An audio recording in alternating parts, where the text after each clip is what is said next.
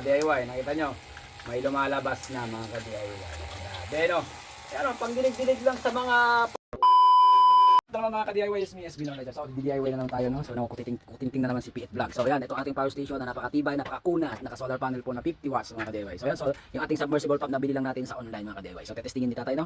So, let's go! Yan, yung ating power station na kunat, ang ating ginagamit sa pag-testingan, no? So, yan, nako-connect na.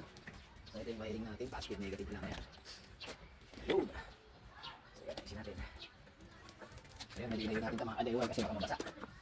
Let's go! Yan, nakikita nyo, lalabas po yung tubig yan, yung ating submersible na 70 watts po, no?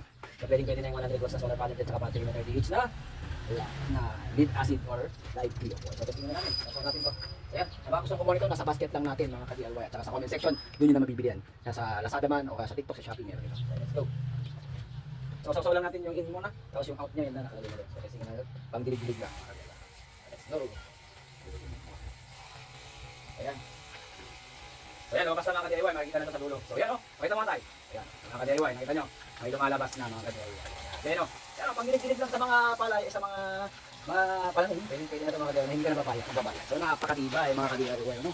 Yan, napakatibay. Pangdinig po mga ka-DIY, hindi lang po, meron wala lang. Yung ating surface type nandun, no? So hindi lang surface type, submersible pa tayo. Na small lang mga ka-DIY. Napakatibay po ng gamit ito. Sa mga gustong kumuha yan mga ka-DIY, legit, ano? Legit ang ating 12 volts submersible pump, 70 watts. Pangdinig-dinig lang mga ka-DIY, okay na.